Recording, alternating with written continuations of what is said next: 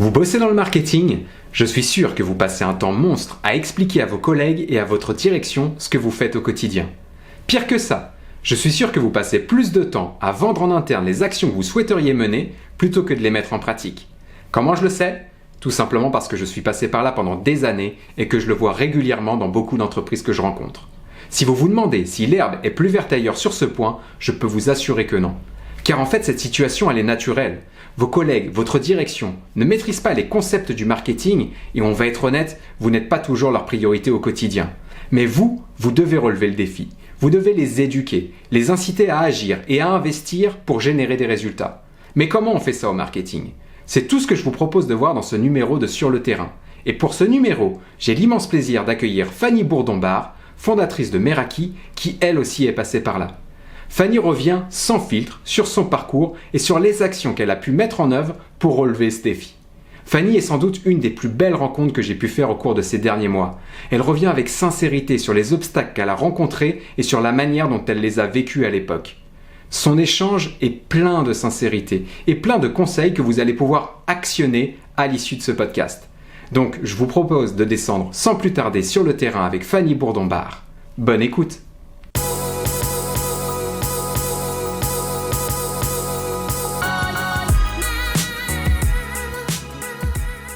Avant qu'on démarre, du coup, est-ce que Fanny, tu peux juste commencer par te présenter rapidement?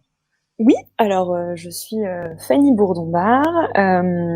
Aujourd'hui, j'ai la casquette de CEO et fondatrice de Meraki, qui est une entreprise de conseil en fait. J'ai un peu de mal encore à préciser exactement ce que je fais entre agence, conseil, studio, etc. Mais bref, l'idée c'est de pouvoir accompagner les entreprises qui ressentent qu'elles ont un décalage entre le marketing qu'elles ont et celui qu'elles aimeraient avoir ou qu'elles devraient avoir. Donc que ce décalage D'accord. soit très faible ou abyssal. L'idée, c'est de pouvoir les accompagner à ce niveau-là. J'ai un parcours, moi, avant qui est... j'ai eu plusieurs vies, entre guillemets, professionnelles, parce que j'ai démarré avec un parcours de lettres. J'étais très littéraire, j'ai fait une prépa lettres, etc. Je voulais travailler dans la culture, j'ai fait une école de médiation culturelle.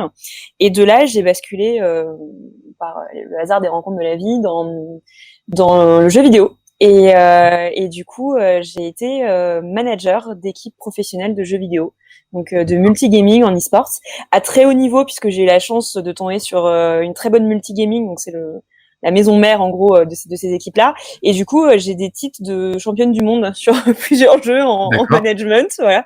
Donc sur du Counter-Strike, du FIFA, du Call of Duty, etc. Et du coup, j'ai découvert un univers totalement différent. J'ai commencé à toucher un peu au marketing, à la com dans cette multigaming-là, parce que j'étais responsable marketing communication. La réalité, c'est que j'y connaissais rien du tout. Et du coup, mon premier vrai job, parce que ça, je faisais ça pendant mes études, c'était d'être chef de projet dans une agence événementielle spécialisée jeux vidéo. Donc j'ai fait de l'événementiel sur des gros salons, du Paris Games Week, ce genre de choses. Je faisais des événements de sortie presse pour Ubisoft, Sony, EA. Je gérais leur stand au Paris Games Week, donc c'est une période assez fun. C'est un univers qui est très cool. Et de là, j'ai basculé dans plus du B2B, donc toujours de l'agence, mais cette fois de la com B2B. Je faisais plus d'incentives, création de sites web pour des actions un peu données. Donc j'étais sur les grands comptes tech, donc tout ce qui était du HP, du Cisco, Microsoft, etc. Et puis de là, j'ai basculé, j'ai complètement changé de domaine et je suis passée directrice marketing, enfin responsable marketing à ce moment-là chez Conviction RH, qui est un cabinet de conseil transfo, change, orga. En toute franchise, je connaissais strictement rien au marketing. Moi, je savais faire de la com, je savais écrire, je savais à peu près parler et trouver les bons arguments. Mais le marketing en tant que tel, c'est-à-dire comment est-ce qu'on colle un ROI là-dessus, non seulement ça ne me parlait pas, mais en plus, je trouvais ça assez peu noble en réalité. Et pour moi, j'avais une vision très orientée, ce que j'ai dit au Play-Day, qui était faire du marketing, c'est faire un pack shot de jambon Erta pour le catalogue Leclerc. Comme moi, pour moi, le marketing, c'était ça. Et en fait, en arrivant chez Conviction RH, où il y avait tout à construire, J'ai eu la chance de démarrer mon activité chez Conviction RH en étant accompagnée d'un outil d'inbound marketing qui s'appelle Pledzi. Et en fait, la construction même de Pledzi qui était en train de démarrer, ça s'appelait même pas Pledzi à l'époque, mais la façon dont ils avaient déjà pensé l'outil, moi, m'a beaucoup aidé à structurer les choses et à comprendre ce qu'était le marketing. Et du coup, j'ai avancé chez Conviction RH et à la fin, j'avais le marketing, la communication, tout ce qui était interne et le pilotage de l'activité commerciale. Donc, c'était hyper intéressant. Et j'ai fait 3 ans chez eux. Et puis au bout de ces 3 ans-là, j'ai senti que c'était le temps qu'on arrête et qu'il fallait qu'on aille vers d'autres horizons. Et eux et moi, j'avais atteint mes objectifs, enfin, les objectifs qui m'avaient été fixés, on les avait atteints, même un peu plus tôt que prévu. Et je sentais qu'eux, ils avaient besoin de renouveau. Ça correspondait un peu à un tournant dans leur activité, qui était comment est-ce qu'on passe de PME à ETI. Et j'étais plus la bonne personne, donc on s'est quittés très très bons amis.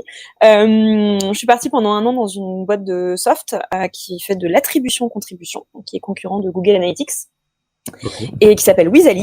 Et donc là, c'était encore un autre univers parce que c'était vraiment d'être dans le produit pur et dur. Et j'ai travaillé pendant 1 an chez eux. Et puis en septembre, là, je les ai quittés fin août et en septembre, j'ai créé Meraki pour accompagner du coup un nombre beaucoup plus grand d'entreprises et continuer à aller vers des territoires que je ne connais pas parce que j'aime bien ça du coup passer sur des sujets que je connais pas et voilà, et du coup je fais ça depuis septembre. Et super, donc tu as dit plein de choses intéressantes qui vont finalement un peu rythmer notre échange d'aujourd'hui. Du coup, quand on voit ton profil comme ça, on a l'impression que rien n'est lié.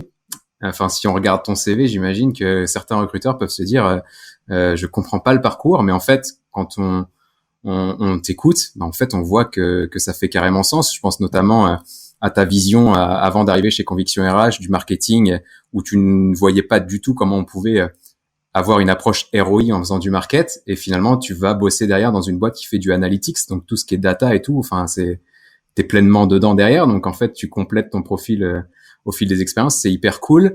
Niveau gaming, je pense que tu auras des trucs à m'apprendre, notamment sur FIFA et peut-être sur du coaching psychologique, parce que je m'énerve souvent sur ce jeu. Ouais, exactement, ça m'arrive beaucoup. Ouais. J'ai pas de temps, donc du coup, ouais, ça m'arrive. Exact. Et sinon, ouais, c'est assez drôle parce que du coup, t'as un profil littéraire au départ. Et on dit que les littéraires sont pas des scientifiques par définition, mais lors de ta conférence, finalement, au Pledzi Day, tu as fait un joli parallèle entre la physique, et notamment la théorie de la relativité, et le marketing. Est-ce que tu peux juste nous représenter ça un petit peu en synthèse, puisque finalement, ça sera un peu le point de départ de notre échange? Bien sûr. L'idée, au fait, la thématique du Pledzi Day était sur le temps. Et quand Charles Delizy, qui est un des cofondateurs de Pledzi, m'a dit voilà, ça va être sur le temps et on a fait l'amitié de me dire on voudrait que tu interviennes. Moi, ça a été un drame pour moi de devoir choisir entre les lettres et la science. De toute façon, le choix est globalement un drame dans ma vie en règle générale, voilà. Et du coup, j'ai fait ce choix-là, mais j'ai toujours été la science pour moi et la physique, ça m'a toujours fait prendre conscience d'à quel point on n'était rien du tout. Okay. Et c'est quelque chose qui me fascine parce que ça explique nos origines, mais ça conditionne aussi beaucoup notre futur. Et c'est un univers qui est pas du tout lié à la façon dont moi je fonctionne. Je suis très bordélique, je suis très intuitive. Du coup, tout ce qui est très mathématique, etc., très côté, ce qu'on dit, les côtés un peu ingénieur, voilà, bien rangé, tout ça, c'est pas du tout moi, c'est pas mon mode de fonctionnement. Mais du coup, je trouve ça extrêmement intéressant et ça m'attire beaucoup parce que j'ai besoin de comprendre. Et il y a ce livre, une brève histoire du temps par Stephen Hawking, qui a juste changé le monde, à plein de niveaux. Il a travaillé à rendre accessible tout un tas de théories de physique. Bon, Hawking, c'est pour moi un génie absolu à plein de niveaux. Et du coup, je me suis dit bon ok, on va faire une brève histoire, enfin on va faire un parallèle et on va faire une brève histoire du temps en marketing. Et je voyais assez bien se dessiner ce qu'on pouvait raconter. Et donc j'ai choisi que quelques théorèmes en physique.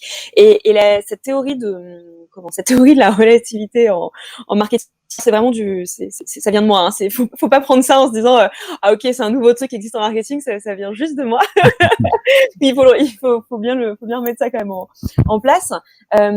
L'idée, c'est de se dire qu'en fait Einstein, quand il a écrit la théorie de la relativité générale, il a mis en évidence, si je simplifie vraiment très très fort, il a mis en évidence qu'en fait tout était relatif.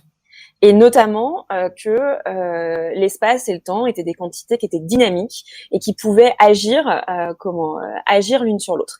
Et je trouve ça extrêmement intéressant. C'est quelque chose qui a été dupliqué à plein de niveaux, qui, par exemple, on le retrouve dans le film Interstellar. Pour ceux qui l'ont vu, qui écoutent ce podcast et qui l'ont vu, dans Interstellar, il y a un moment où, en s'éloignant de la Terre et en partant dans des directions différentes, les cosmonautes en fait vieillissent plus ou moins rapidement. Et il y a tout ce jeu du temps et on peut se dire c'est dingue, comme donc ça s'appelle le parallèle des jumeaux. Et en fait cette notion de temps relatif, on l'expérimente tous les jours sans s'en rendre compte. De manière très pragmatique, le temps, c'est voilà, 1 seconde, 60 secondes dans 1 minute, 60 minutes dans 1 heure, et ça, c'est la même chose pour tout le monde. Et pour autant, il y a des fois où on a l'impression de vivre 10 ans en 1 seconde, tellement il se passe des choses incroyables. On vit un moment extrêmement fort, on comprend plein de choses, et puis on peut passer 1 an, 2 ans, 3 ans sans qu'en vrai il se passe rien, ou qu'on avance tant que ça, en tout cas pas autant que sur cette seconde. À quoi est dû ce sentiment-là ? Qu'est-ce qui fait que des fois je vais trouver qu'une journée passe extrêmement longuement alors que mon collègue à côté il a l'air en speed et tout passe très vite, et pourquoi est-ce qu'on n'a pas la même perception? Et donc ça s'explique d'un point de vue physique avec cette fameuse théorie de la relativité générale. Moi, ce qui m'intéressait, c'était de dire, mais en fait, on a exactement, si on décline vraiment au maximum, on a la même chose en entreprise. En entreprise, on n'a jamais les mêmes temporalités. En tant que marketeur, c'est hyper rare d'être aligné sur la temporalité de son directeur, enfin de sa direction, voire même de ses collègues. Il y a un mal en entreprise qui est extrêmement violent, qui est celui de dire, bon, est-ce qu'on peut décaler? J'ai pas eu le temps de regarder ton doc, j'avais d'autres sujets, etc. Aujourd'hui, on va combler ça en mettant des formations sur la gestion du temps, en expliquant comment gérer son agenda, comment mettre des zones tampons. Enfin, bref, il y a je ne sais pas combien de théories appliquées à ça et de méthodologies qui marchent d'ailleurs parfois très bien. Mais le fait est qu'en fait, on prend même pas conscience du fait que chacun perçoit le temps de son point de vue à lui, et que du coup, il faut réussir à réaligner toutes les temporalités dans une entreprise qui sont axées, sur celle de sa cible. Donc ça, c'est le time to market, c'est à quel moment j'envoie mon produit sur le marché et comment je suis bien alignée avec la cible de mes consommateurs et des gens qui vont potentiellement m'acheter mon produit ou mon service. Mais il y a aussi en interne, comment est-ce qu'en fait, j'arrive à réunir tout le monde sur une seule et même temporalité qui est celle de l'entreprise. Donc celle de sa croissance, ou pas d'ailleurs, parce qu'aujourd'hui on pousse vraiment vers la croissance, mais il y a plein d'entreprises qui font pas de croissance et qui font des trucs qui sont incroyables. Le sujet de la croissance, c'est un truc qui est très problématique, ou même de la décroissance. On peut décroître avec beaucoup de succès en réalité. Et du coup, c'est ça que je voulais transmettre au Plézidet, qui était de dire, en fait, si on arrive à avoir cette notion de temporalité et à tout aligner sur celle de l'entreprise, on avance beaucoup plus vite. Et moi, je l'ai vécu de manière très forte et très violente chez Conviction RH, puisque quand je suis arrivée, j'avais plein d'idées, j'étais motivée par un seul truc, c'était entre guillemets le bon sens, c'est-à-dire on va faire tout ce qu'il faut pour aller plus vite, plus loin. Et du coup, j'ai complètement nié la temporalité des associés, la temporalité des managers, les priorités des uns et des autres, et j'ai foncé. Mais j'ai un petit côté un peu bulldozer qui regarde ni à gauche ni à droite et qui y va parce qu'elle est sûre de son truc. Et ça a été très riche d'apprentissage parce que du coup, j'ai appris à gérer ces temporalités-là, à les aligner, à faire du change autour. Et du coup, c'est ce que j'ai essayé de transmettre avec cette théorie de la relativité en marketing. Ok, super intéressant, et c'est vraiment moi ce qui va m'intéresser aujourd'hui. Comme je te le disais dans nos échanges sur LinkedIn avant d'organiser ce podcast, tout ce que tu dis, je suis complètement réceptif et aligné avec ça. Derrière, dans ta conférence, tu as présenté des actions à mettre en pratique, et on pourra les rappeler tout à l'heure, justement pour faire en sorte d'aligner cette temporalité et faire en sorte de mener à bien ces projets pas le plus rapidement possible, mais le plus efficacement possible en tout cas, en fonction de ces différentes contraintes. Moi, la question que je voulais te poser à l'issue de cette conférence-là et que du coup je te pose aujourd'hui, c'est: je comprends totalement ce que tu dis, je comprends totalement ce qu'il faut faire et je suis totalement d'accord avec toi.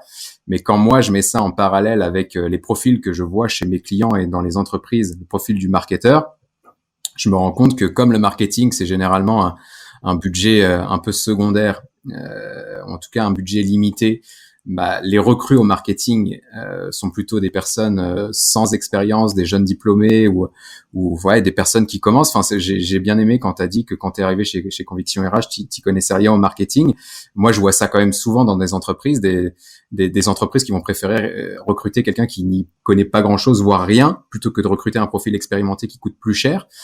Et la problématique avec ça, c'est pas que les personnes sont pas compétentes, mais c'est que je pense qu'elles ont pas forcément l'expérience ni du coup l'assurance pour mettre en place les actions que tu présentais dans ta conférence. Et donc moi, ça m'intéresserait justement d'avoir ton retour d'expérience par rapport à ça, de savoir comment toi, quand t'es arrivé chez Conviction RH, sans rien y connaître au marketing, de vouloir avancer avec tes idées justement sans prendre en compte la temporalité. Enfin, qu'est-ce qui a déclenché cette prise de conscience-là chez toi et comment tu as réussi à relever le défi en fait? Il y a plein de choses. Je pense qu'il y a un premier sujet qui est il y a un sujet de caractère.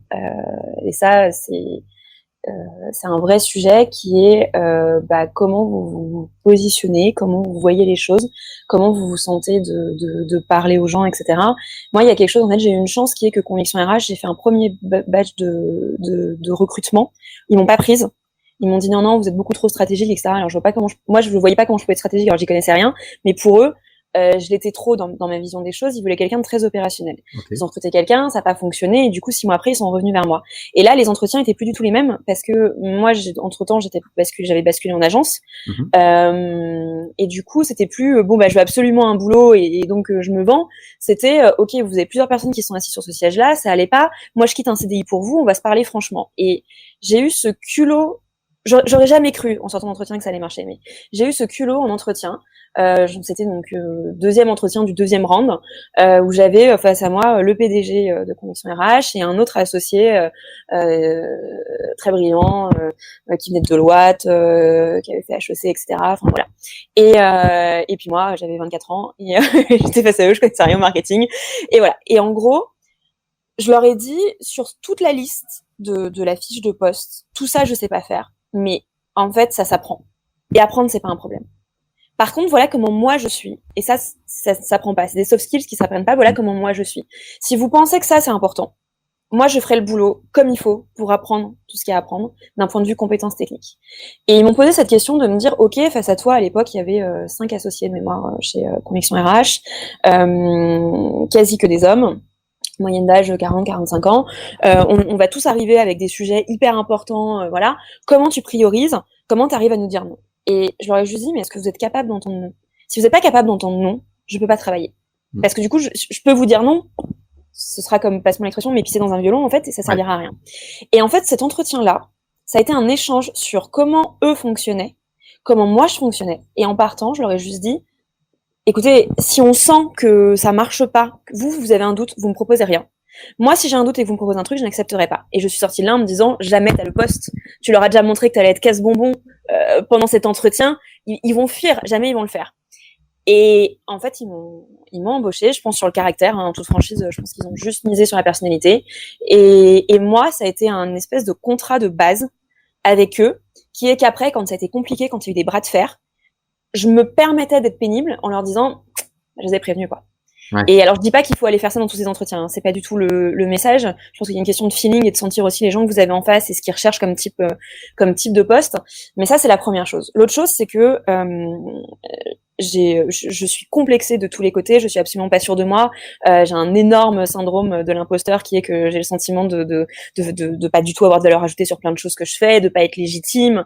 Pendant très longtemps, j'ai pas su me vendre, je savais pas négocier mes salaires, enfin je veux dire, moi je travaillais pour un carambar et 2 bisous quoi. Okay. Et genre, je dis pas que j'étais payée avec un carambar et 2 bisous dans mes autres boîtes, mais je veux dire, je m'excusais un peu d'être là et j'avais un fonctionnement où moi plus tu me dis ah ouais tiens t'as pas fait ça comme ça, etc., plus j'allais bosser et plus j'allais y aller. Donc je me suis retrouvée des fois sur certains jobs à faire des journées de 15, 16, 17, 18, 19, 20 heures et de pas dormir et de vouloir pousser ça. Je pense qu'il y a un équilibre à trouver à ce niveau-là. C'est-à-dire qu'il y a quelque chose qui est que moi j'avais des choses à me prouver et leur prouver à eux, avoir leur reconnaissance à eux au-dessus de moi qui était bien plus mature, etc. C'était un premier sujet. Donc j'ai bossé comme une dingue. Je crois que c'est un vrai sujet un vrai choix de vie. de se dire qu'il y a une période où quand on est jeune, qu'on démarre, qu'on a des trucs à apprendre, bah ouais, on bosse beaucoup plus que ce pour quoi on est payé, mais en fait, on capitalise tellement sur ce que va être notre carrière dans le futur que ça vaut tellement le coup. Alors, je dis pas de bosser 20 heures par jour, hein. Après, ça implique des choix qui sont un peu compliqués, mais en tout cas, d'être engagé dans ce qu'on fait, de s'impliquer et de pas juste se dire ah oui mais en fait moi je suis payée aux 35 heures ou aux 39 heures donc j'ai mes RTT et je dépasse pas, ah oui mais ça passe en heures sup, etc. Faut arrêter ce mode de fonctionnement là, il n'existe plus. C'était valable pour des gens qui ont des boulots qui sont pénibles, qui ont des boulots qui sont dans des usines, qui ont des boulots qui sont difficiles, où c'est important de respecter ces heures là parce qu'ils se mettent en danger sinon physiquement, mais quand on est dans des boulots de bureau, on a la latitude de pouvoir faire plus, mais du coup aussi de pouvoir faire moins quand nous on a besoin de faire moins. Je pense que c'est hyper important de donner au départ quand on est jeune. Et si on a le sentiment que l'entreprise nous rend pas, c'est probablement qu'on n'est pas dans la bonne entreprise. Mais ça veut pas dire qu'on a perdu du temps avant. Ça veut juste dire qu'on a appris. Enfin, moi, mes 3 ans chez Conviction RH, j'ai énormément donné. Eux, ils m'ont énormément donné aussi. Le moment où ça a pu été pour moi, je suis partie. Mais les 3 ans, c'est comme si j'avais fait 10 ans de carrière dans une boîte lambda. Tellement j'ai appris. C'était en phase avec ce que je voulais pour ma vie et pour ma carrière.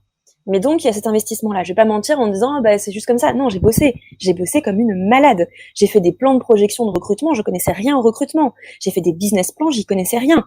Bah, j'ai appris. Je suis allée poser des questions. Je suis allée voir des gens. Je suis allée comprendre le métier des gens. Pourquoi c'était important, etc. Je suis jamais restée. Il y avait un système de back-office qui était assez fermé. Moi, j'ai mon ordinateur portable et je suis partie avec les consultants dans l'open space pour comprendre leur métier, pour comprendre comment j'allais m'interfacer avec eux, pour pas venir avec mon « ah tiens, moi je bosse comme ça, toi tu vas t'adapter ». Non, j'étais fonction support. La fonction support, c'est d'être un support. Donc, c'est de s'adapter à ce qu'il y a derrière. Du coup, quand vous faites ça, en général, il y a quand même un sujet de confiance qui se met en place. C'est-à-dire que vous prouvez déjà que l'entreprise, elle compte. Que le projet des associés, le projet des gens qui portent, vous en êtes. Que vous voulez faire grandir ce truc-là. Voilà. Ça, c'est un premier point. Et du coup, généralement, on vous écoute un peu plus. Ensuite, j'avais la chance d'avoir... Alors, j'avais plusieurs associés. C'était très compliqué parce que tous ont un caractère très différent, des envies très différentes. Mais j'avais le PDG de Conviction RH, qui est un homme d'une intelligence émotionnelle rare et qui, du coup, me calmait énormément. C'est-à-dire que tous les trucs qui m'énervaient, ça me frustrait, j'avançais pas assez vite, etc. Il me disait chaque chose en son temps. Et t'as pas du tout mis la bonne façon pour nous l'amener. Tu l'aurais amené comme ça, probablement qu'on aurait dit oui. Et il avait ce regard, moi ça m'énervait parce que j'avais l'impression qu'il était un peu dans l'inaction, parce que je me disais mais tu vois déjà ce qu'il faut qu'on fasse, mais tu prends ce temps-là. Et il me l'a jamais expliqué tel quel, voilà, mais en fait ça a été une sorte de mentor à ce niveau-là. J'ai beaucoup appris de lui. Et à côté de ça, il y avait un autre associé qui portait pas mal les sujets, beaucoup les sujets marketing, qui avait énormément d'idées, mais alors qui lui pouvait dormir que 2 heures par nuit, qui était hyper speed et qui en demandait de plus en plus parce qu'il avait bien compris que plus il m'en demandait, plus j'allais vouloir faire mes preuves et plus j'allais y aller. Et là, ça a été un apprentissage. C'est quelqu'un que j'admire énormément pour la façon dont il construit sa pensée, ce qu'il peut délivrer, sa capacité à voir beaucoup plus loin, etc. Enfin, c'était incroyable comme apprentissage auprès de lui. Ça m'a épuisé. Hein. Il m'a lessivé. Mais il le sait, je pense. Je sais pas si un jour il écoutera ça, mais je pense qu'il le sait. Mais moi, je savais que physiquement, j'avais pas sa résistance. J'étais pas capable de fonctionner comme lui. Mais pour autant, je me suis pluguée sur son modèle pour apprendre. Et quand j'ai senti que moi, je me mettais en danger, j'ai arrêté. Mais du coup, cet équilibre-là, ça m'a appris qu'en fait, il y avait une part de politique qui était hyper importante. Qu'il y avait des gens qui avaient des visions, mais que d'autres avaient besoin de plus de temps pour arriver à cette vision-là. Et du coup, j'ai appris à y aller par étapes. J'ai jamais été sûre. Il y a pas un seul codir, comex, une seule présentation que j'ai faite en me disant ça va aller et c'est bon, etc. J'avais l'intuition que mon idée était la bonne. Mais j'avais pas l'expérience pour le prouver. J'avais pas de cas de test pour le prouver. J'avais juste ce truc à dire, on va essayer. Et si on se plante, on va être assez intelligent pour l'arrêter assez vite pour pas que ce soit grave. Voilà. Et ça, c'est un argument que j'ai beaucoup poussé, auquel eux étaient assez réceptifs. C'est-à-dire qu'on avait le droit de se planter. Bon, si on se plantait 5 fois sur la même chose parce qu'on n'avait pas écouté, là, ça allait pas. Mais en tout cas, dans l'idée, on avait le droit de se planter. Et c'était pas une de ces boîtes qui vraiment ont aujourd'hui, on parle de plus en plus de la culture de l'échec, etc. C'est pas une boîte qui prônait ça particulièrement, mais c'était une boîte qui était ouverte à ce niveau-là. Du coup, sur cette partie, comment est-ce qu'on s'impose un peu face à des dirigeants, enfin, le conseil que je pourrais donner à des jeunes marketeurs, c'est qu'ils sont pas là par hasard. A priori, s'ils ont été recrutés, même s'ils n'ont pas toutes les compétences et toute l'expérience, c'est que à un moment, il y a quelqu'un qui a vu un potentiel en eux et qui s'est dit ça, c'est important. Donc maintenant, leur job, c'est de monter en compétence sur ce qui leur manque. On manque pas d'outils sur Internet pour se former marketing digital. Deuxièmement, ce que je peux dire aux entreprises, c'est d'avoir, eux, l'intelligence de les doter des bons outils pour les accompagner. Faut arrêter de croire que parce qu'on a embauché quelqu'un, le truc va tourner. C'est pas vrai. Il va pas dessiner à la main sur une feuille la campagne. Non, il va avoir Canva, il va avoir Photoshop, il va avoir que sais-je. Mais voilà. Et ben en fait, cette logique qu'on a un peu aujourd'hui sur le design, tweeter, on n'en voit plus oui, on a besoin d'avoir un compte Twitter, des fois d'avoir des outils d'administration, etc. Il faut avoir la même logique sur plein d'autres sujets. Il faut avoir un peu les mêmes logiques sur du CRM, il faut avoir les mêmes logiques sur de l'inbound marketing, et il faut choisir des outils qui vont structurer et accompagner, en fait. Et c'est absolument pas pour faire leur pub, mais c'est pour donner un exemple. Pledzi, pour moi, ça répond parfaitement à ça. C'est un outil qui a une véritable intelligence dans sa construction et qui permet, ils vendent ça aujourd'hui sur le l'inbound marketing. Ils vont vous dire, on fait de l'inbound marketing, on gère vos contenus. La réalité, c'est que quand vous avez cet outil-là, vous structurez votre stratégie marketing naturellement par la façon dont ils l'ont construit. Le gain de temps, le gain financier, il est énorme. C'est quasi comme si vous aviez quelqu'un de plus dans votre équipe marketing qui sait faire la data analyse, parce qu'en fait, vous avez des données qui remontent et il vous les analyse pour vous, qui sait faire de l'intégration, parce que c'est toute la partie emailing, landing page, etc. C'est hyper simple. Du design, parce qu'avec le drag and drop et les modèles qui existent déjà, il n'y a pas besoin d'être designer. Enfin bon, et tout un tas d'autres choses. Et ça, c'est hyper rare. Il y a combien d'outils qui font ça aujourd'hui ?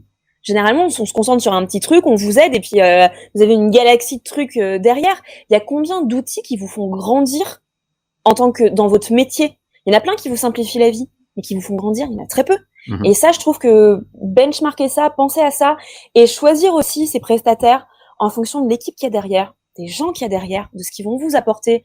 Moi, je mise beaucoup sur l'humain, peut-être que c'est très naïf, mais ma vie et ma carrière, elle s'est construite sur des rencontres et des gens qui m'ont impacté. Et des gens qui m'ont fait confiance, d'autres qui m'ont pas fait confiance, donc à qui j'ai voulu prouver que, encore une fois, une question de caractère, ça. mais du coup, c'est très important, je trouve aussi, dans ces choix de solutions et de prestataires, d'aller vers des gens qui vont nous tirer vers le haut. Il y a une phrase qui est de dire, c'est une phrase qui démarre, il y a le podcast de Mathieu Stéphanie, Génération DIY. Il démarre son podcast en disant, nous sommes la moyenne des gens que nous fréquentons. Ouais. En fait, c'est juste, mais on est la moyenne des gens qu'on fréquente aussi au boulot, et aussi dans nos prestataires, et de ce qu'on vit au quotidien.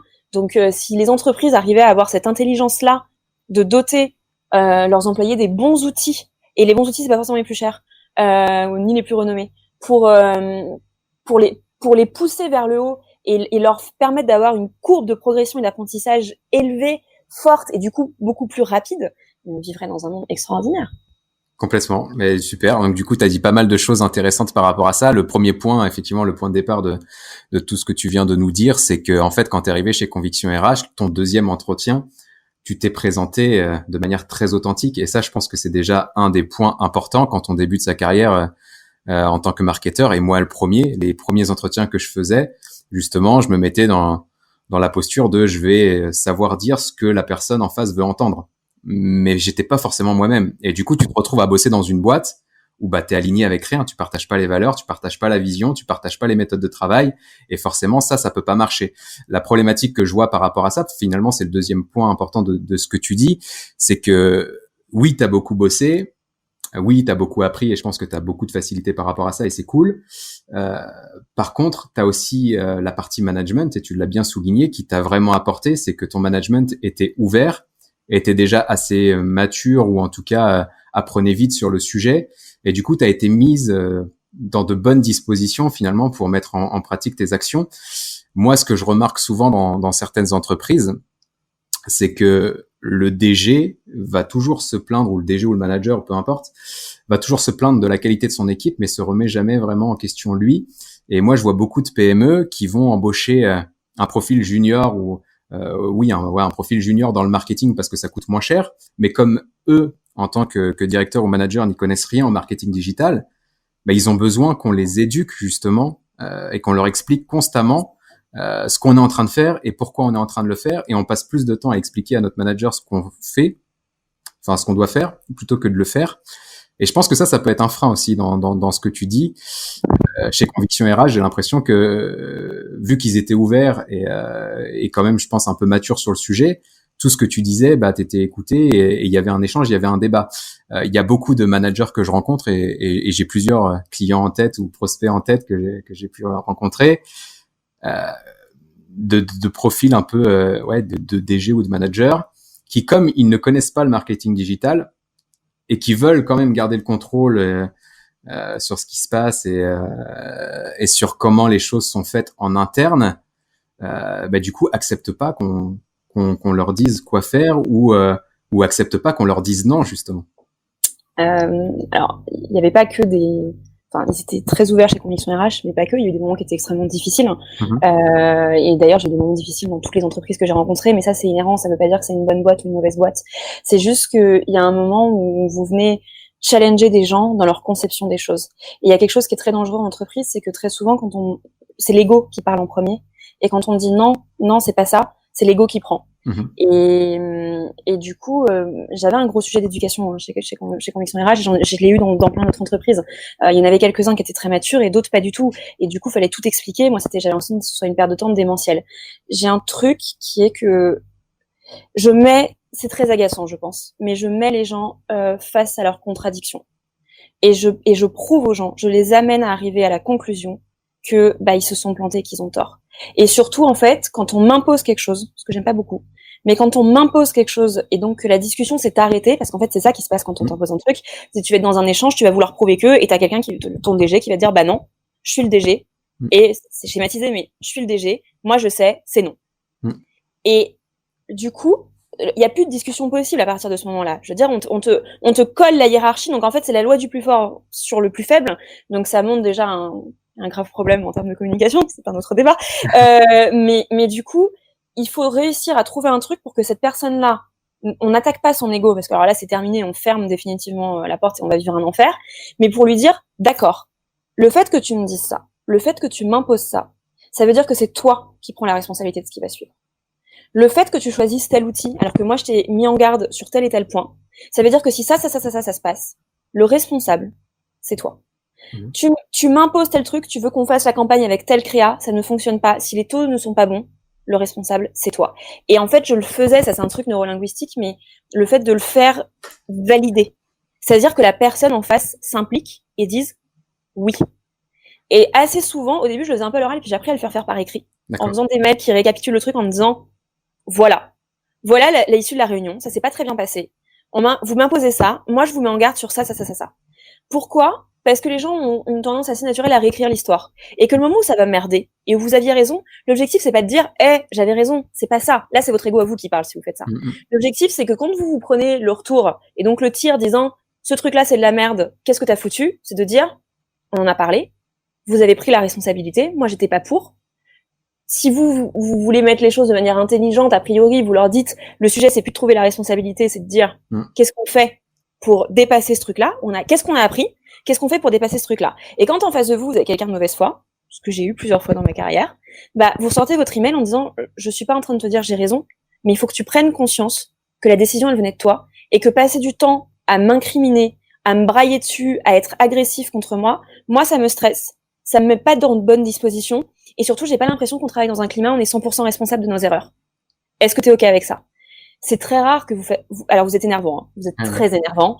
On se dit, vous pouvez être targeté de, elle se la raconte, elle est trop sûre d'elle, tout ce qu'on veut.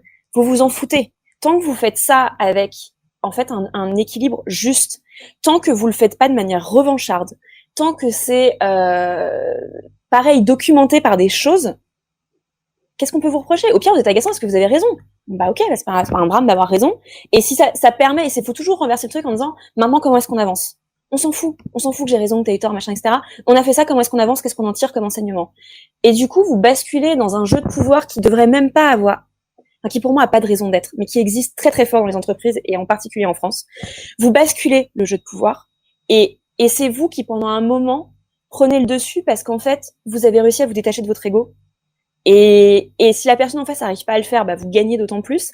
Et si la personne en face, elle est capable de prendre un peu de recul, elle va se dire, ah ouais, ok. Après, vous avez plein de types. Vous avez la personne qui, sur le moment, va dire, oh, mais ouais, t'avais raison. Il y a celui qui vous le dira jamais, mais en fait, vous allez vous rendre compte de par ses actions qu'il a bien compris le truc et qui fait évoluer le truc. Enfin, faut trouver cet équilibre-là. Mais ça, c'est de l'humain en fait, et c'est pour ça que c'est très important d'être très. Tu parlais de l'honnêteté et du fait qu'au début tu avais dit à tes recruteurs ce qu'ils voulaient entendre, etc. C'est comme dans une relation amoureuse. Si vous vous vendez d'une certaine façon au début, bah la personne au bout d'un moment elle va bien comprendre que c'est pas comme ça. C'est-à-dire quand vous habitez ensemble, quand vous vivez plus de quotidien, c'est là où il y a cette espèce de truc où, ah mais en fait bah non c'est pas ce que je veux. Bah oui parce qu'au début on s'est survendu. Enfin je veux bien ce côté produit d'appel, etc. Mais c'est une erreur. Il faut s'assumer tel qu'on est. C'est hyper dur quand on est jeune. C'est hyper dur quand on veut un job. C'est hyper dur quand on veut absolument rentrer dans cette boîte-là. Mais pour autant, c'est pas mal de faire l'expérience une première fois, de se dire ah bah en fait j'aurais dû être moi et voilà je me suis plantée, je recommencerai pas.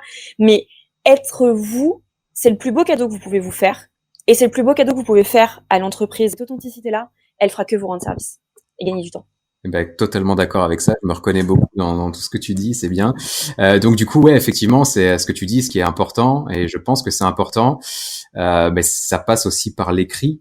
Et moi, je sais que quand j'accompagne mes clients, une des problématiques que j'ai, c'est de les convaincre de faire des reportings, de leurs actions, des reportings de leurs performances. Et moi, je sais que c'est important parce que derrière, j'ai le DG ou le manager qui me dit, bah, mon équipe, elle est pas comme ci, mon équipe, elle est pas comme ça, ou les résultats, je sais pas où ils sont, ou je sais pas ce qu'ils font, etc. Et en fait, mais ça, ça peut passer, à mon sens, ça peut passer que par l'écrit. Et généralement, effectivement, je leur raconte cette histoire, en fait, parce que moi, ça m'est arrivé dans plein de boîtes aussi d'avoir de l'oralité et du coup de me retrouver devant un DG ou un manager de mauvaise foi qui me dit, non, mais j'ai jamais dit ça ou j'ai jamais fait ça. Et toi, tu le sais qu'il l'a dit ou qu'il l'a fait, mais t'as rien qui le démontre. Quand tu as un mail, effectivement, c'est pas de dire j'ai raison. C'est juste, la situation, elle est comme ça, prends-en conscience et maintenant, on peut avancer. Et effectivement, là, c'est un conseil qu'on peut aussi donner aux jeunes marketeurs, aux marketeurs tout court. C'est comme le DG ou comme une grosse partie des collaborateurs ne savent pas concrètement ce que tu fais ou ne comprennent pas les concepts parce que c'est pas leur métier et puis ça les intéresse pas. Tu dois prendre le temps d'éduquer et ce temps, tu dois capitaliser. Enfin, tu dois capitaliser dessus en ayant des traces aussi écrites pour que derrière ça te permet de faire comprendre à ton DG que ce que tu fais et pourquoi tu le fais et comment tu le fais, quoi. Ouais, et puis c'est important de se laisser ce temps, ne serait-ce que pour voir ses progrès, pour voir son évolution. On prend bien des photos de nos enfants quand ils sont petits. C'est pourquoi? C'est pour avoir des souvenirs, pour voir où ils en étaient. Et puis, 10 ans après, ils vont dire, ah tiens, je ressemblais à ça. C'est important d'avoir cette historisation, en fait, pour regarder dans le rétro et être capable de tirer les enseignements, quoi. Ok, cool. Par rapport à ça, t'as dit un autre truc, ça va être une aparté, j'avais pas prévu de parler de ça, mais quand tu parlais de Pledzi, tu disais que en fait l'outil était structurant et que ça te faisait grandir.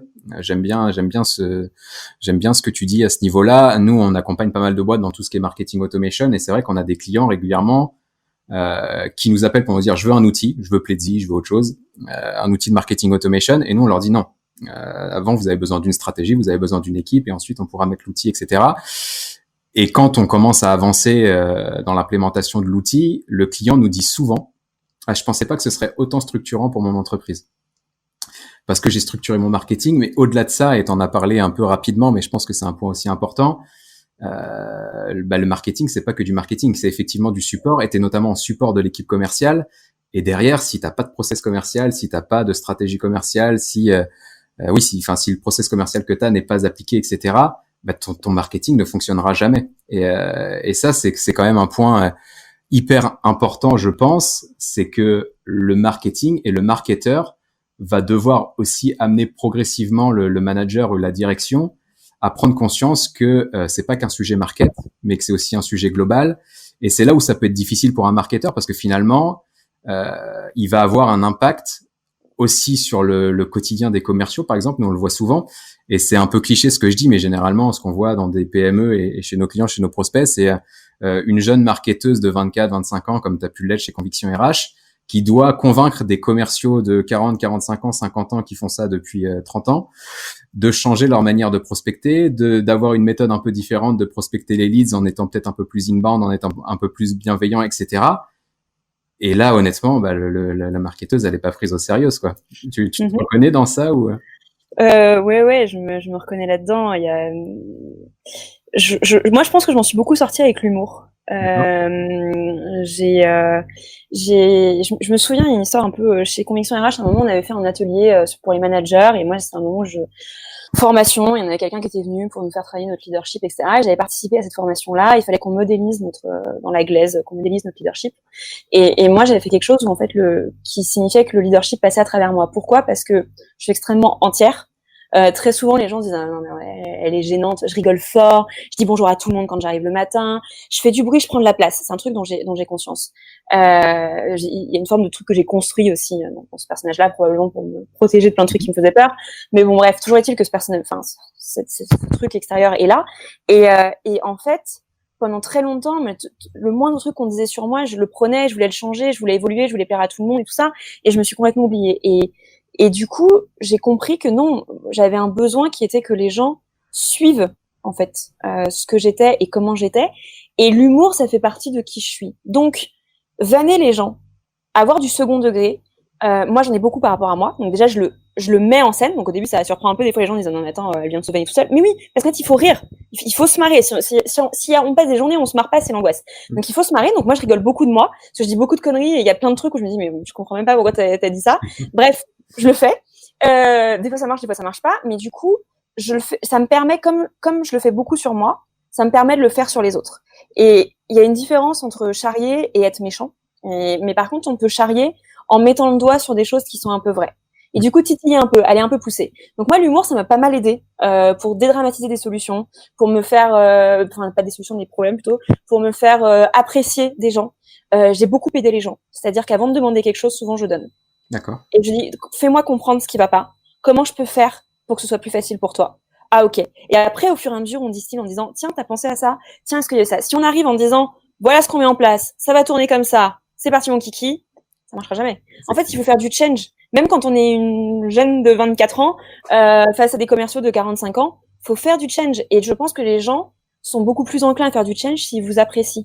Le seul côté, ça va marcher, ça suffit pas comme carotte.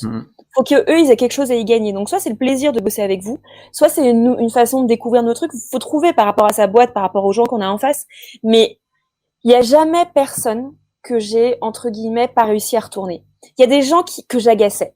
Il y a des gens qui ne m'aimaient pas. Il y a des gens qui disaient elle est too much. Mais ils faisaient quand même le truc. Parce que j'avais réussi à faire la démonstration au fur et à mesure qu'eux. Parce que j'avais apporté des chiffres. Parce que j'étais honnête quand je disais ça c'est qu'une intuition, mais on va passer tant de temps juste pour le prouver. Et si ça marche pas, on arrête. Et moi, en contrepartie, je fais ça pour toi. Et oui, c'est du deal un peu basique de négoce. Je fais un truc pour toi, tu fais un truc pour moi. Mais ça marche parce que du coup, ça crée aussi un esprit d'équipe, un esprit d'entreprise. Et moi, je me souviens d'une période dans une boîte où j'étais la seule au back-office pour qui les employés, enfin les collaborateurs, étaient... Quand j'envoyais un mail, on me faisait le truc tout de suite. Okay. Et tous les autres, au RH, à l'admin, etc., ils galéraient pendant je sais pas combien de temps.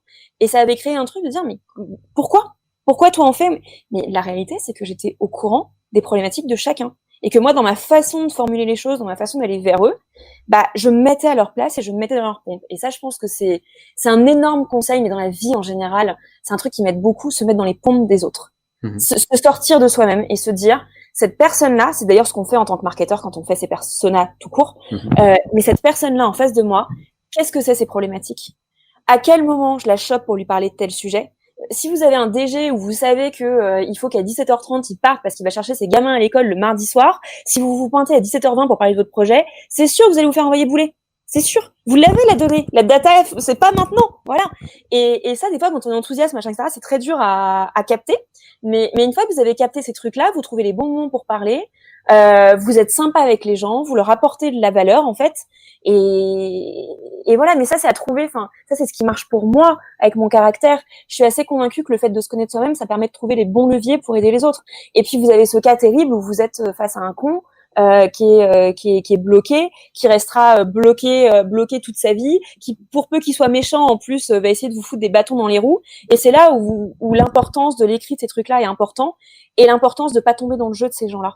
C'est-à-dire que sur le moment c'est un peu énervant, on n'a pas envie de lui rentrer dans l'art et on n'a pas envie de dire à tout le monde c'est un gros con. Mais en fait non, les gens vont se rendre compte tout seuls que c'est un gros con. Il y a un moment où il va se planter tout seul et vous avez pas besoin de lui savonner la planche.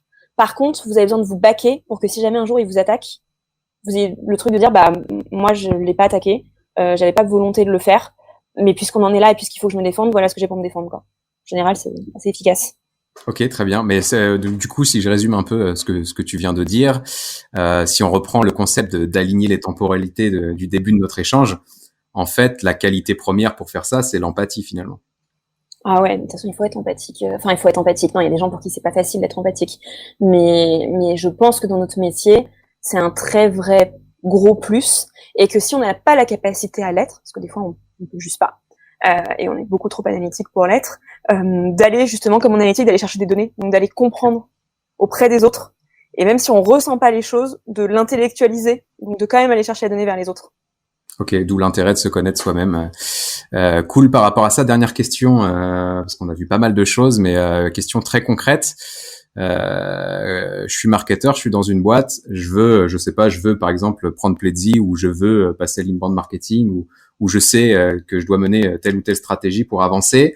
Je vais voir mon DG, je lui propose et ouais, on verra plus tard. Ça, j'imagine que t'as déjà été dans cette situation-là de ouais, il y a un sujet en entreprise, on l'a abordé rapidement, mais on verra plus tard, on ira, ouais, je sais pas quand, mais on ira. Est-ce que tu as déjà été dans cette situation-là et ou est-ce que tu as des conseils que tu pourrais donner à un marketeur pour essayer justement d'accélérer le passage à l'acte en fait?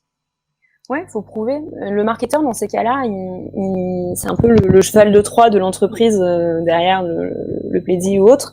En fait, il faut prouver. Il faut rattacher, il faut trouver ce qui va parler aux gens. Le DG, il va dire ouais, on verra plus tard. Le DG, qu'est-ce qui l'intéresse?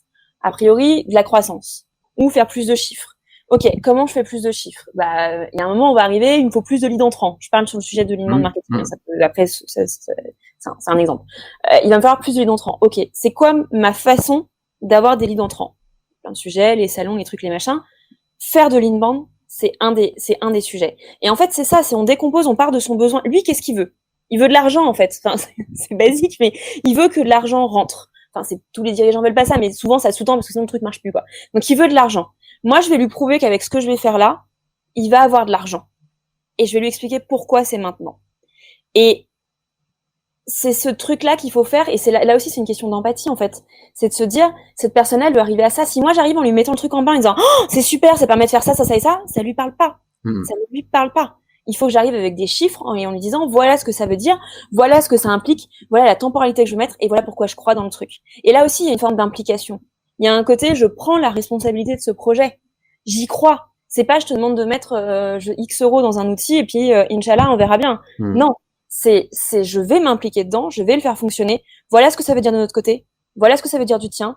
Voilà ce que ça peut apporter en plus à l'entreprise parce que ça rayonne, le marketing rayonne sur tellement de sujets que on peut se dire que ça va permettre de remettre un peu en place nos personas, donc ça va servir aux commerciaux. On va pouvoir retravailler un peu nos funnels de vente pour voir s'il n'y a pas un peu des trous dans la raquette, etc. Enfin, venir en connaissant son sujet. Et donc, pas juste avec l'enthousiasme de base parce qu'on vient de découvrir un truc génial. Ça, c'est très dur. Enfin, moi, c'est pour moi, c'est très enthousiaste, surtout. C'est trop de choses. Et ça, c'est important. Et donc, choisir son bon moment, positionner le truc et en même temps, pas mettre 6 mois pour sortir le truc parce que sinon, ça n'a pas d'intérêt non plus. Et montrer que c'est un truc dans lequel on croit parce qu'on croit dans cette entreprise, parce qu'on croit dans ce qui va aller et qu'on est aligné sur les objectifs de l'entreprise. Ok, très bien. Je te propose qu'on passe à la phase conclusion. Comme je le dis depuis le début que je fais cette série de podcasts, pardon. Tu dois être la 5e ou la 6e interview que je fais en une semaine. Donc j'en ai fait, je suis en plein sprint, mais j'ai toujours pas trouvé les bonnes questions à poser à la fin. Donc pour l'instant, je pose des questions. Je sais même pas si je les garderai au montage et je sais même pas si elles existeront encore dans quelques numéros. Mais une des questions que j'avais envie de te poser, mais tu as déjà donné des éléments de réponse pendant notre échange. Quelle est ou quels sont je crois que c'est en ce qui me concerne, les personnes qui t'inspirent le plus dans ton travail? La question du rôle modèle. Je crois pas du tout. Enfin, moi, je suis pas du tout inspirée par des gens très connus. On peut se dire, voilà, moi, le rôle modèle très connu. Il y a des gens extraordinaires qui ont eu des vies extraordinaires, qui ont fait des trucs incroyables. Et quand on apprend et quand on lit des choses sur eux, on se dit waouh. Mais ils m'impactent pas dans mon quotidien. Enfin, je suis pas réceptive. Moi, je suis très réceptive auprès de mes proches. J'ai une première cellule qui est la cellule familiale. Enfin, moi, j'ai Mes parents, j'ai une admiration, ils m'inspirent d'une façon incroyable. Alors certains diront, elle a pas coupé le cordon. Ça n'a rien à voir, mais j'ai des parents qui, dans leur entièreté, dans leur intégrité, dans leur façon de nous apprendre à faire nos propres choix, à connaître qui on était, etc. Moi, m'ont énormément inspirée. Ok. Donc je suis très inspirée au quotidien par les parents. Il y a plein de trucs avec lesquels je suis pas d'accord et je me détache d'eux, etc. C'est normal, c'est la relation avec les parents, mais il y a ça qui est très fort. Il y a des gens qui ont jalonné mon parcours. Donc je parlais chez Conviction RH. Je parlais de Mathieu Stéphanie qui est un des cofondateurs de l'agence Cosa Vostra. Lui et les gens chez Cosa Vostra en général m'inspirent énormément. Mathieu Stéphanie, donc ce podcast Génération DIY, je le trouve très smart dans sa façon d'interroger les gens, dans sa façon de pousser les gens à parler de leur parcours et de les mettre en avant de manière pertinente. Et on apprend énormément de choses. Je suis très inspirée par ce qu'il fait. Et c'est quelqu'un qui est brillantissime, qui a une humilité incroyable, mais qui pour autant se cache pas du fait qu'il se donne des autorisations et qu'il va tester des choses. Ça, c'est très fort. Et après, j'ai milliers de gens autour de moi qui sont inspirants à plein de niveaux, mais dans les gens qui ont été très marquants dans mon parcours, c'est ceux qui m'inspirent au quotidien. Il y a mon mec, il y a mes potes, etc. Ça, c'est des choses où ça se dit même pas tellement. C'est des gens qui vous portent et qui sont présents, et sans eux, vous seriez pas là. Mais professionnellement, j'ai rencontré Benjamin Duban, qui est cofondateur de Steam, qui est une boîte de management de l'innovation. Et c'est une boîte qui travaille pas mal, enfin qui fonctionne selon modèle d'entreprise libérée, en tout cas qui essaye et qui bosse là-dessus. Et cette personne-là, moi, c'est la personne qui m'a permis, entre autres avec Mathieu Stéphanie, de faire la bascule vers l'entrepreneuriat et de me donner plein d'autorisations, justement. Et c'est quelqu'un qui a c'est un ingénieur, hein, donc très carré, etc. Pas du tout le même fonctionnement que moi, mais qui a l'empathie, qui justement va bien, et qui a l'intelligence de faire confiance aux gens, de les laisser faire et de dire moi et mon ego, on n'est rien. Et il est très à l'aise avec lui-même. Je veux dire, c'est pas un sujet de excusez-moi d'être là, pas du tout. Il est très à l'aise avec lui-même, avec ce qui réussit, avec ce qui marche bien, etc.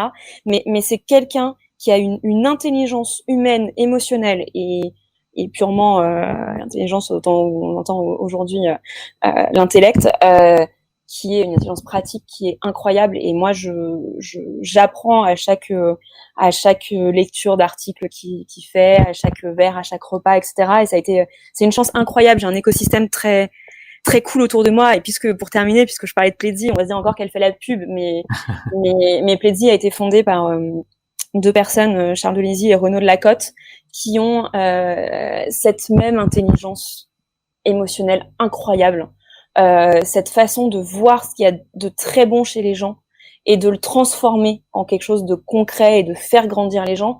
Et moi, quand je dis que j'ai grandi avec Pledzi, ma carrière n'aurait pas été la même si je les avais pas rencontrés. Donc il y a l'outil, mais il y a les cerveaux derrière, quoi. Ok, très bien. Merci pour cette réponse très complète. C'est drôle du coup que tu parles de Mathieu Stéphanie et de son podcast. Ouais. Du coup, ça me met une pression. Il fait ça depuis longtemps. Oui, non, mais c'est clair. C'est exactement du coup ce que j'allais te dire. Et c'est vrai que cet échange-là a été hyper cool pour moi. J'ai été beaucoup dans l'écoute, contrairement à certains numéros que j'ai enregistrés avant, parce que j'étais passionné par ce que tu disais. Tout ça juste pour dire que ce que je dis à tous mes invités depuis le début de la semaine, c'est que pour l'instant, je suis pas encore forcément à l'aise dans l'interview et dans l'exercice. J'espère que je vais progresser sur ce point-là. Et si j'ai la chance d'être d'avoir un 50e ou un 100e numéro de ce podcast, j'aimerais bien refaire un numéro avec les premiers invités et là te poser des bonnes questions, etc. et être plus à l'aise par rapport à ça. En tout cas, j'ai vraiment aimé notre échange. Il y a plein de pépites dedans et c'est hyper cool. Je pense que je vais pas avoir beaucoup de boulot d'un point de vue montage et ça c'est top parce que je pense que je vais le garder tel quel. Juste dernière question que je pose à tout le monde pour le coup et t'as peut-être aussi donné des éléments de réponse par rapport à ça. Mais est-ce qu'il y a une personne que tu me conseillerais d'inviter pour un futur numéro? Ça dépend des sujets. Évidemment, Mathieu Stéphanie, il est incroyable sur plein de choses. On parlait de Benjamin Duban sur des sujets d'orga, etc. Ça peut être canon. Plaidy, peut-être que ça devient trop biased du coup par rapport à d'autres éditeurs, mais pareil, chez Plaidy, ils ont plein de gens différents qui sont cool. Aussi bien en marketing, en commercial, eux les fondateurs. Je pense qu'en fait, bon, pas mes parents du coup, à part mes parents et puis mes potes, mon mec, machin, etc. À part ces gens-là, les gens que je viens de citer sont des gens complètement interviewables et avec, je pense, en plus beaucoup plus de valeur ajoutée que moi sur tous les sujets que j'ai abordés. C'est les gens qui m'ont fait grandir, donc faut y aller. Ok, top. Je te remercie beaucoup et puis je te souhaite une belle fin de journée du coup. Ouais, merci, bonne journée. Et voilà, on est sorti du terrain, j'espère que ce numéro vous aura plu. Si vous êtes arrivé jusque-là, je pense que oui, non ?